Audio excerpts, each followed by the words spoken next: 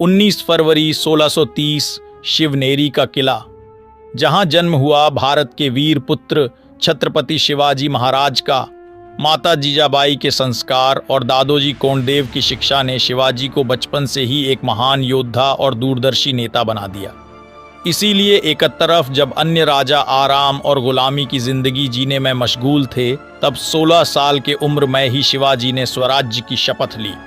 उन्होंने कहा, यह धरती मेरी माँ है और इसे गुलामी से मुक्त करना मेरा कर्तव्य। शिवाजी महाराज की सेना संख्या में कम थी, लेकिन उनके मावलों की हिम्मत और साहस लाजवाब था।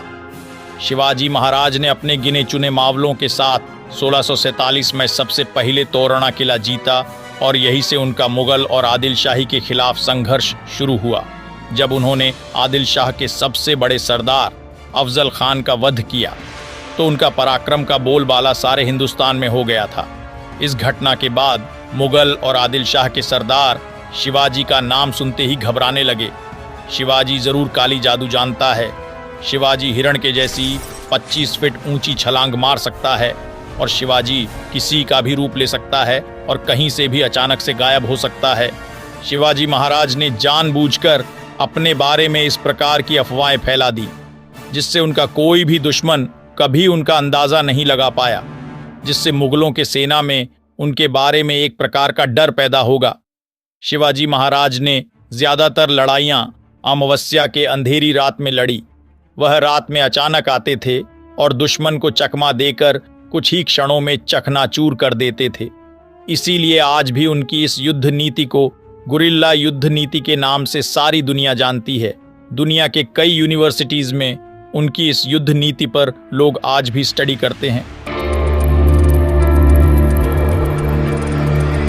औरंगजेब ने शिवाजी महाराज के खिलाफ कई चालें चलाई, लेकिन शिवाजी महाराज औरंगजेब की क्रूरता और कपट से अच्छी तरह से वाकिफ थे।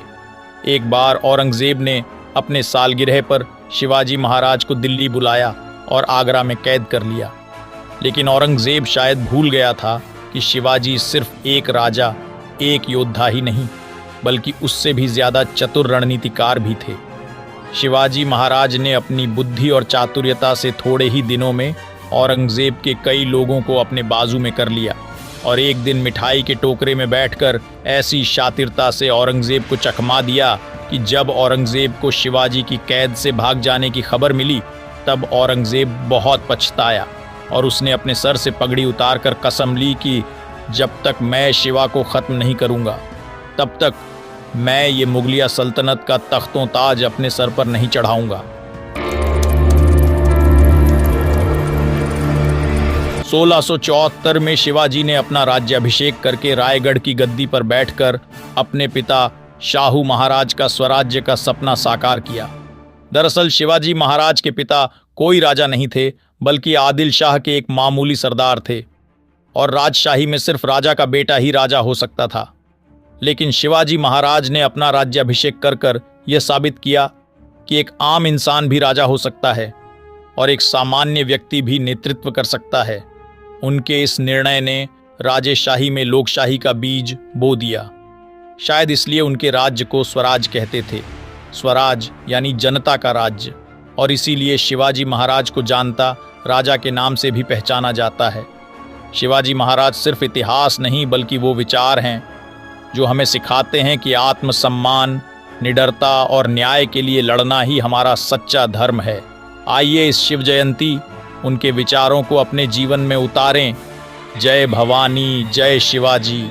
दोस्तों, अगर आपको ये वीडियो पसंद आया हो तो इसे लाइक करें, शेयर करें और हमारे चैनल को सब्सक्राइब ज़रूर करें, ताकि हर कोई शिवाजी महाराज की अमर कथा जान सके। धन्यवाद। मिलते हैं अगली वीडियो में। तब तक के लिए राम राम, जय शिवराय।